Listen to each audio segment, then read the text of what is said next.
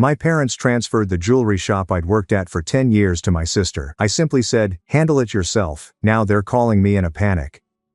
I found out the truth on a Tuesday afternoon while looking for insurance documentation in Richard's office file cabinet. The transfer papers nestled amid obsolete lease agreements and vendor contracts. Carter and his family locate jewelers. My grandfather's 1975 company, the shop where I'd spent practically every waking hour for the previous 10 years, was formally handed to my younger sister Sophie 6 months ago. My hands shook as I read the paperwork. She now owned every asset, every item of goods, and the whole facility. The papers showed a date of July 1st, 6 months ago.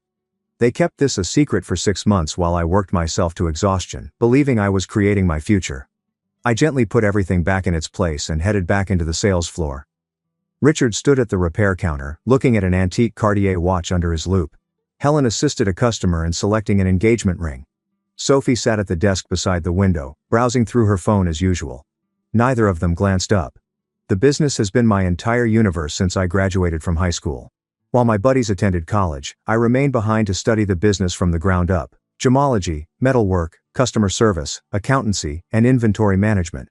I assimilated all Richard taught me. I acquired my GIA graduate certification by taking night sessions and studying after 10-hour stints at the shop. I developed contacts with our suppliers, attended trade exhibitions, and increased our custom design services. Sophie, on the other hand, attended college. She studied marketing at UCLA, spent her summers touring across Europe, and joined a sorority. She'd come into the business about twice a month, generally when she needed money. She didn't know the difference between a round brilliant and a princess-cut diamond. She once questioned a customer whether sapphires come from mines or trees. Nonetheless, she was now the sole proprietor of Carter Family Fine Jewelers. I completed the remainder of that Tuesday on autopilot. I assisted Mrs. Allen in selecting pearls for her granddaughter's graduation. I sized Mr. Bennett's wedding band. I processed 3 internet orders. We updated our social media profiles, confirmed appointments for the remainder of the week. I had done all of the jobs 1,000 times before, yet everything seemed different today. That evening, I sat in my apartment and reflected about my life for the first time in years. I stayed in a tight studio since I couldn't afford anything nicer. My automobile was 15 years old and had a damaged air conditioner.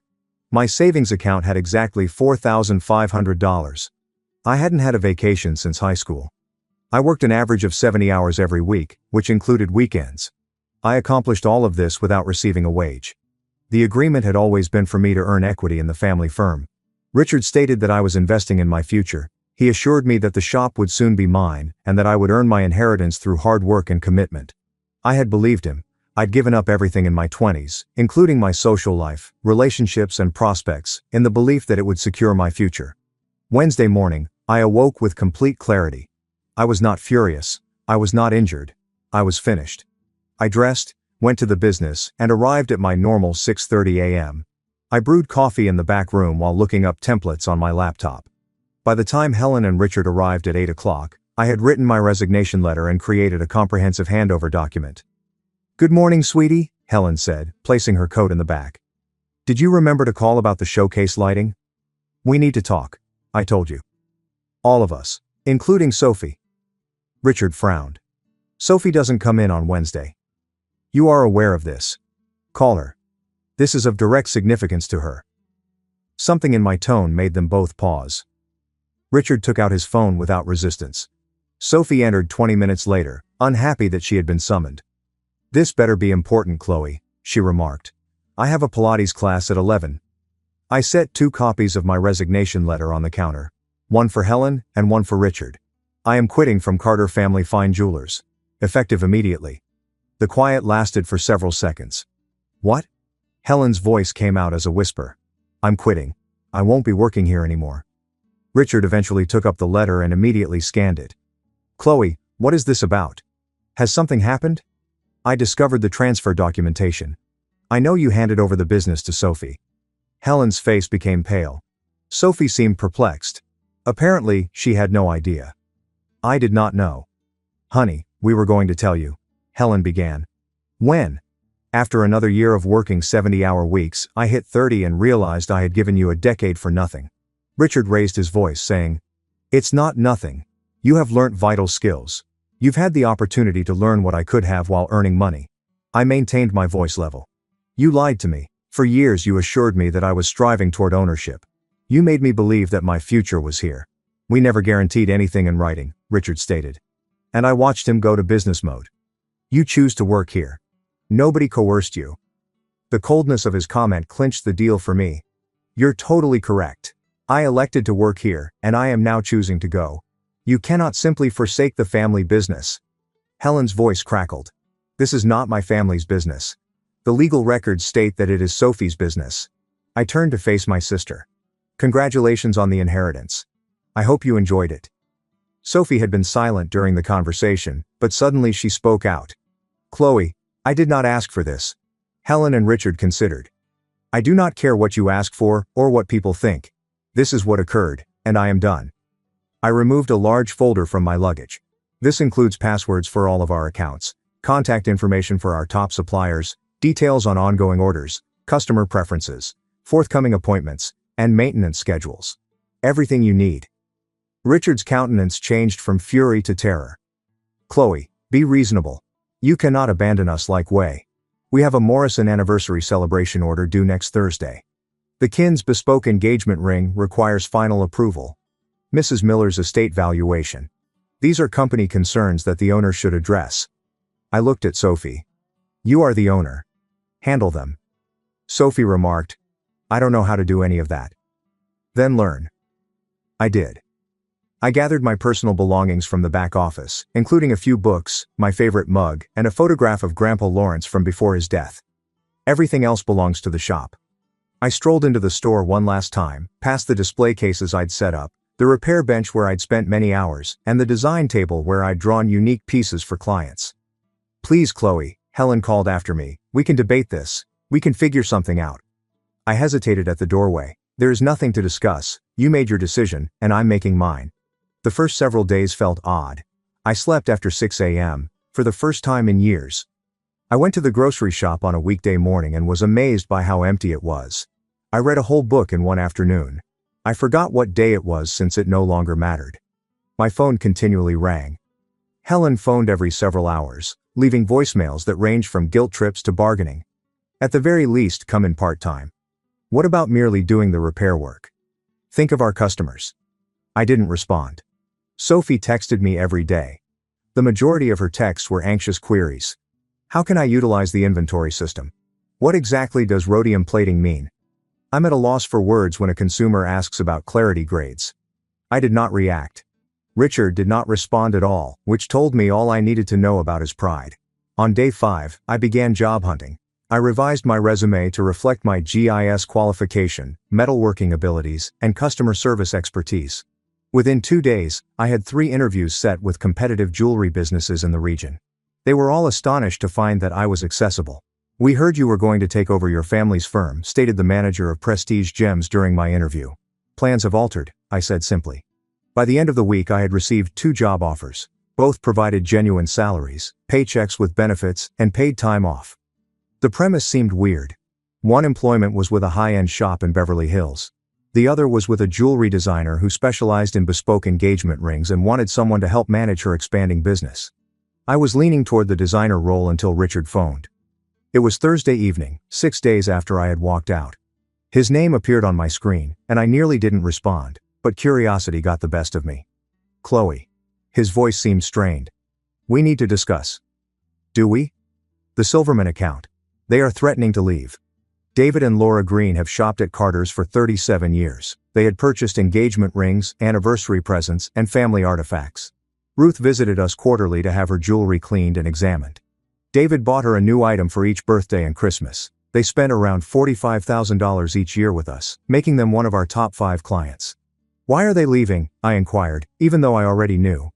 Ruth came in yesterday during her quarterly cleaning appointment. Sophie was unaware of the required procedures. She tossed Ruth's classic Tiffany jewelry in the ultrasonic cleaner without examining it first. The artwork contains fine filigree work that was destroyed. Ruth was upset. I closed my eyes. The ultrasonic cleaner was extremely strong, potentially damaging some types of jewelry. That was something I learnt throughout my first month. It was fundamental information. Sophie attempted to explain. Richard persisted. But she made everything worse. She volunteered to fix it, but then revealed she has no experience working on old things. Ruth inquired where you were, and Sophie said, "You didn't work here anymore. Ruth wants to deal with you personally, or they'll take their business elsewhere." "I see. Chloe, this is serious. If we lose the Greenmans, others may follow. You are aware of the modest size of the jewelry community here. Word spreads." "It does." Silence spread between us. I could hear him breathe. I could envision him in his office, most likely seated at the desk where I discovered the transfer documents. "What do you want me to do, Richard?" "Come back. Talk with Ruth. Repair the bracelet. Smooth things out. Number. Chloe, you handed over the business to Sophie. This is her problem to tackle. She can't handle it. You know she can't. Then maybe you should have considered that before giving her the business. We assumed he had faded off." "What, did you think? That I will always labor for free? That I would be grateful to serve my younger sister for the rest of my life? We believed you'd understand. Sophie requires security. She lacks your abilities and work ethic.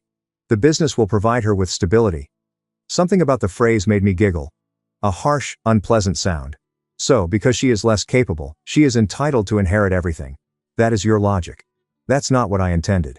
Richard, let me explain something to you. I spent 10 years understanding this business. I gave up my youth, my education, and my social life. I did it because you had promised me a future. You lied.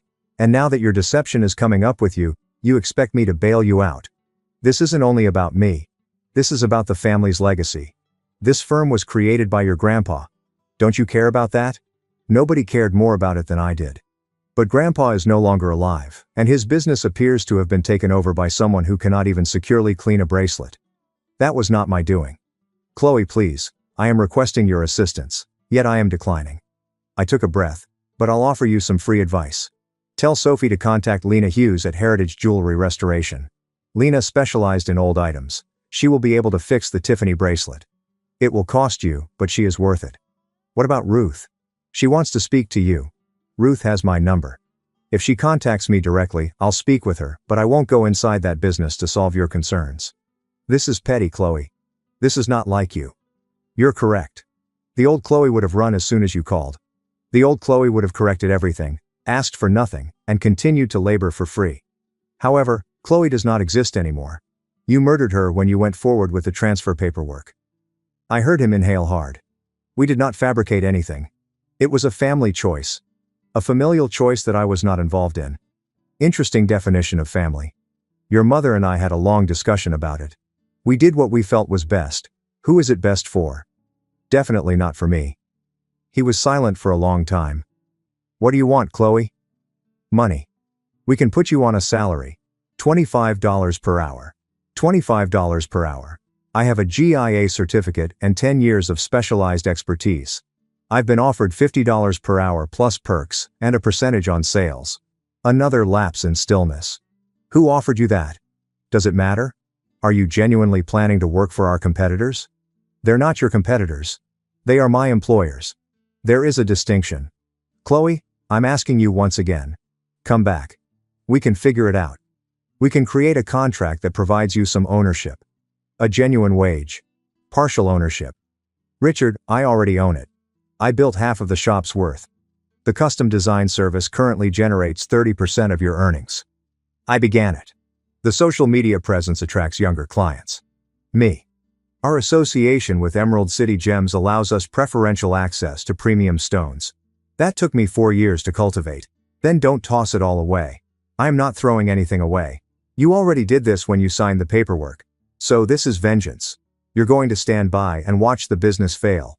His words remained in the air. I wondered whether this was payback. It didn't feel like vengeance. Revenge suggested rage and a desire to harm. I didn't feel furious anymore. I felt liberated. I'm not going to stand by and watch anything. I am going forward in my life. If the business fails, it is because the person you hired cannot operate it. That's the result of your decision, not mine. We cannot lose the Greenmans. I responded calmly, let the air handle it, and ended the conversation. I sat in the solitude of my flat, phone in hand, and felt only comfort. Ruth Greenman called me that evening. We chatted for 20 minutes. I apologized for the incident, told her that I no longer worked at Carter's, and provided her Lena Hughes' contact information. I also explained that Gemstone Studios in Pasadena had a good reputation and would handle her pieces with care. Ruth expressed regret that you had departed. You were always a pleasure to deal with, informed and attentive with my things. Thanks, Mrs. Greenman. This means a lot to me. David and I will need to evaluate where we conduct business. Carter's is not the same without you. After we hung up, I felt a tinge of shame. When I recalled the transfer documentation, the guilt vanished. I'd given that company everything. They had offered me nothing in return. The weekend passed peacefully. I took a position with Isabel Hayes, a bespoke engagement ring designer who had been featured in Vogue and had a 6-month waiting list for her designs.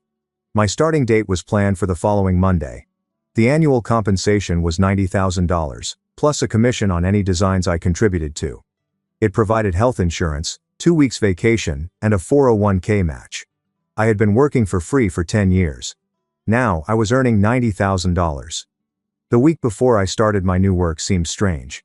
For the first time since high school, I had real free time with no guilt attached. I attended a yoga lesson on Tuesday morning. On Wednesday, I caught up with my old friend Lily for lunch, whom I hadn't seen in over a year since I was always too busy at the shop. She had scarcely recognized me at first. "Oh my God, Chloe, you look different, more comfortable or something." We caught up over sushi, and I told her everything. She listened with increasing indignation. Her California part was forgotten on her plate. "Are you kidding me? They just handed Sophie everything after you had effectively run the company. Apparently I was too competent to require an inheritance." Lily shakes her head. "That's the most bizarre logic I've ever heard. So they penalized you for doing well in your job? Something like that. Well, screw them. You're going to be fantastic in this new position. Isabel Hayes is legitimate. I have seen her art all over Instagram. This is your chance to gain credit for what you do."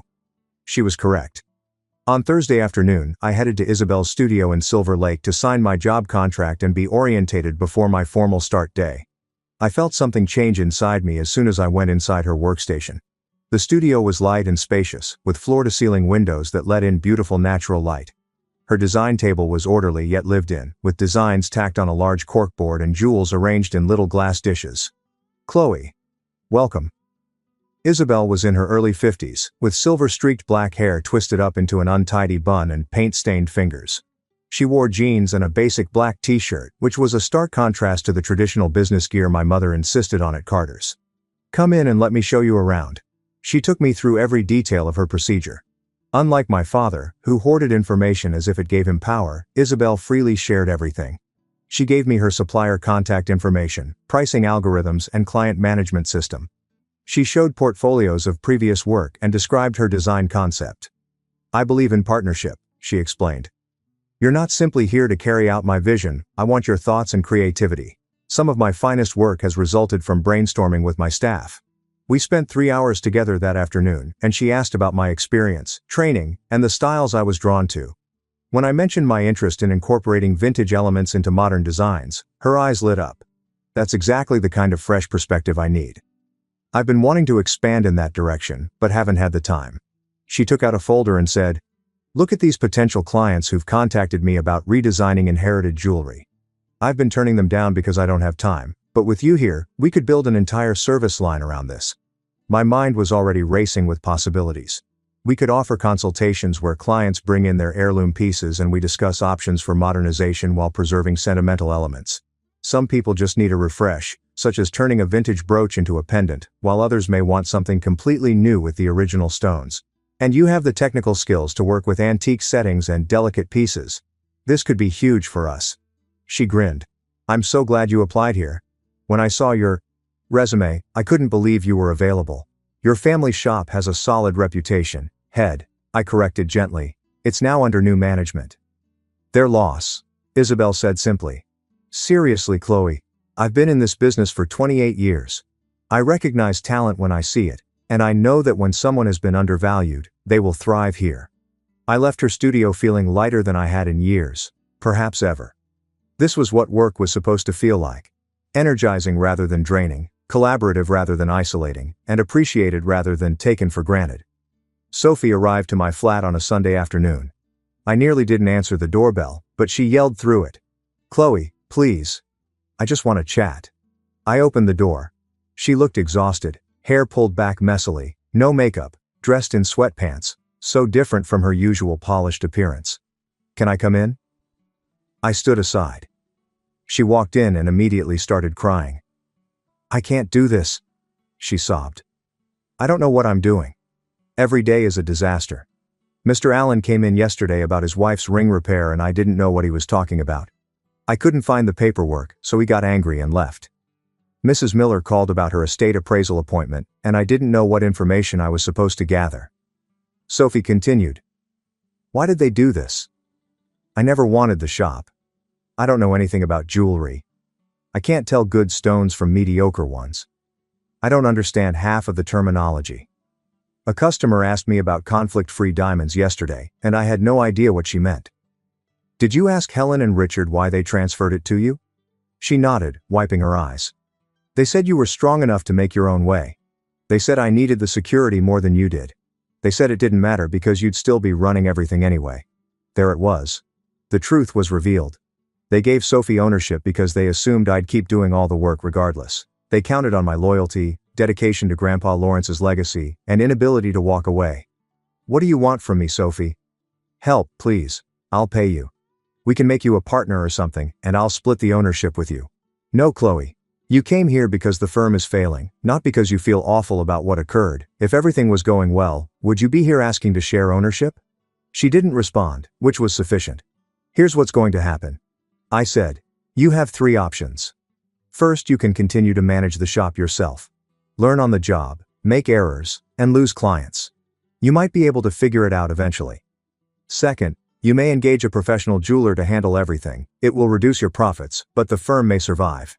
Third, you can sell the firm while it is still valuable. I cannot sell it. It has been in our family for generations. Then select option 1 or 2. What about option 4, where you return? That does not exist. She gazed at me. Do you truly hate us now? I do not detest you. I'm done being taken advantage of. I did not take advantage of you. Perhaps not purposefully, but you profited from it. You attended college while I worked. You traveled while I was locked in the store. You developed a social life, but I built someone else's business. And now you own the firm, while I possess nothing. That is not my fault. It isn't. But it's also not mine to repair. Sophie departed shortly after that, still in tears. I felt sorry for her. She'd been caught in the thick of our parents' bad planning, but my pity only went so far. She may have declined the transfer. She may have requested that I be included. She had also made her own decisions. Monday morning, I began my new work. Carter's studio was nothing like Isabel Hayes's. Modern, inventive, and focused only on artistic rather than sales numbers. She taught me new skills, demonstrated her creative process, and entrusted me with key clients. That first week, I worked 40 hours and received my first paycheck. When I opened the mail on Friday afternoon and saw the actual check, $2,000 after taxes, I sat in my car crying. Not sad tears, but relief, affirmation, proof that I had made the correct decision. I cashed the check and headed straight to Target. For years I'd put off updating essential items since I was constantly broke. Now, I purchased new towels that were not threadbare. A quality set of kitchen knives, linens with an actual thread count, and other simple items that most people take for granted but that I considered luxury. That weekend, I began thinking seriously about my future in a manner I had never done before. With genuine income, I could plan, save, invest, and create something for myself. I started a Roth IRA and looked into continuing education classes. I created a Pinterest board for my ideal studio space. Something that appeared excessive and unachievable only a few weeks ago now appears to be doable someday. I met my first customer during my second week at Isabel's. Olivia Carter requested a handmade engagement ring for her girlfriend's proposal. Isabel attended the consultation, but I took the lead. Tell me about her, I said. What are her favorite things? What is her style? Olivia's expression relaxed. She is a marine scientist who is completely infatuated with the water.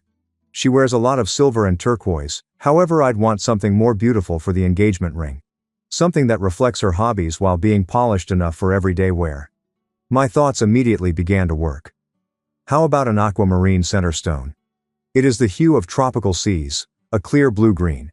We could set it in platinum with a wave-patterned ring.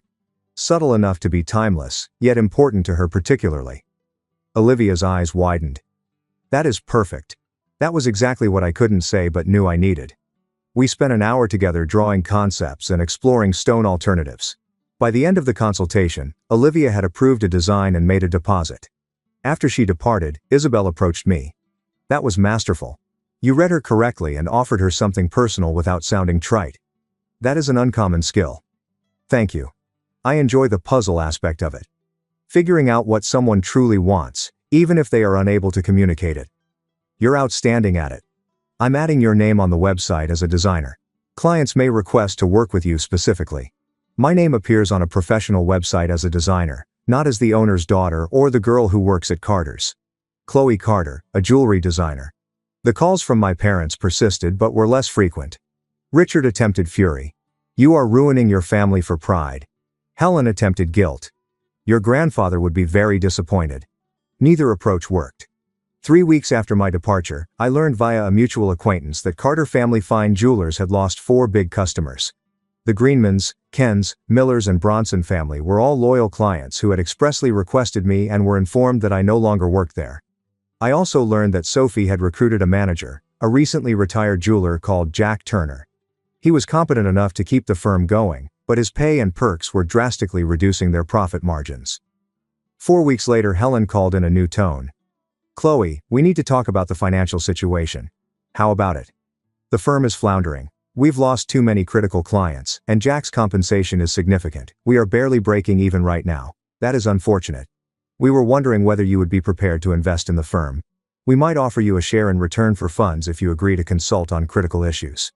I nearly laughed. You want me to pay money to own a portion of the business I built? That is the only way to express it, Helen. The answer is no. We are family, Chloe. Families do not lie to each other for years. Family does not steal a person's future. We did not steal anything. We made a business decision, and I'm making one as well. My option is to invest my time and energy in my own future. Not yours. She hung up without saying goodbye, and I jumped right into my new role. Isabel recognized my abilities and increased my responsibilities, and within 2 months, I was designing my own custom engagement rings for clients who had specifically requested them. My designs were featured on Isabel's Instagram, which had over 220,000 followers, and I began to build my own reputation. One Saturday afternoon, approximately 4 months after leaving Carter's, I ran into Ruth Greenman at a coffee shop. Chloe, she smiled brightly. How wonderful to see you. I've been following your work with Isabel Hayes, absolutely stunning designs. Thank you, Mrs. Greenman, that means a lot. David and I have been shopping at Gemstone Studios, as you suggested, and they're lovely, but we miss your personal touch. She paused. We're celebrating our 45th anniversary next month, and David wants to commission something special for me. Would you be available? Ruth Greenman, one of my parents' clients, was now my client. I'd be honored, I said. She squeezed my hand. Your parents made a mistake, dear, but that's their loss, and Isabel's game. The commission was for a custom necklace with sapphires from a ring David's grandmother had given Ruth years ago. I spent weeks on the design, carefully preserving the vintage stones while creating something entirely new. The final piece was stunning, elegant, and timeless, with delicate metalwork that perfectly showcased the sapphires. Ruth cried when I presented it to her. David wrote me a check for $20,000, which included a generous tip. They also wrote a glowing review, which Isabel posted on her website. Sophie called me 6 months after I left Carter's. Not a text, not a message through Helen, a direct call. Chloe, I need to tell you something. Okay, I'm selling the business. I felt a jolt of surprise. What? I can't do this anymore.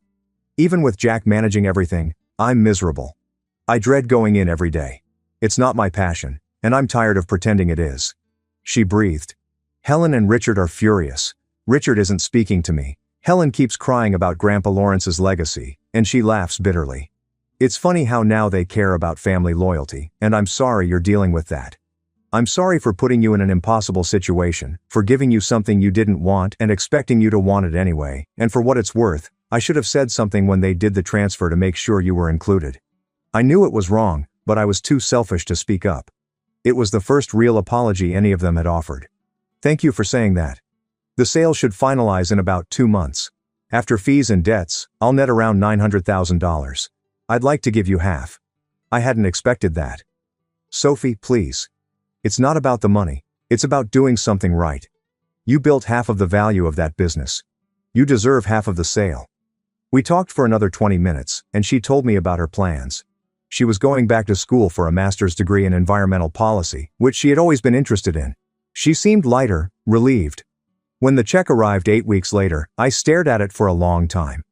$450,000. Helen and Richard sent me one final message, a joint email, the day after the business sale was completed. I used some of the money to pursue my GIA graduate gemologist diploma, the highest credential in the field, and to begin developing a business plan for eventually opening my own studio. We raised you better than this, Chloe, and we hope you're happy now that you've destroyed your grandfather's legacy. You've made it clear where your priorities lie, and I deleted it without responding. A year after I'd walked out of Carter Family Fine Jewelers, I was thriving, with my custom designs for Isabel's studio featured in 3 major publications. I'd started seeing a wonderful man I met at a gallery opening, someone who had his own work and hobbies and didn't want me to give up everything for someone else's goals, and I'd reunited with Sophie, whom we saw for coffee every few weeks. I had a waiting list of my own customers. I don't miss working 70 hours a week for nothing. I don't miss being undervalued, and I haven't spoken to Helen or Richard in a long time. She was excelling in her graduate program and appeared genuinely happy for the first time in years. "Do you ever miss it?" she asked me one afternoon. "I mean, I miss Grandpa, but not the shop itself." "Have you?" "Occasionally. They're still angry at both of us. You for leaving? Me for selling. Richard says we're ungrateful. Helen keeps trying to guilt me about the family legacy." Sophie stirred her latte. "I believe they don't understand what they did wrong. They probably don't. In their minds they were being practical. Give the business to the daughter who needs help. Assume the competent daughter will stick around anyway out of loyalty. But is that really so wrong? From their perspective." I thought about it. Maybe not wrong exactly, just incredibly short-sighted. They gambled that I'd value family loyalty more than my own future, and they lost that bet. Sophie smiled sadly. We both disappointed them by wanting different things than what they planned for us. That's their problem, not ours. 2 years after things went apart, I started my own studio, Chloe Carter Fine Jewelry, which specializes in custom engagement rings and heirloom redesigns.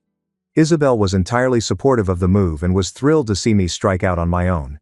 My inaugural reception was filled.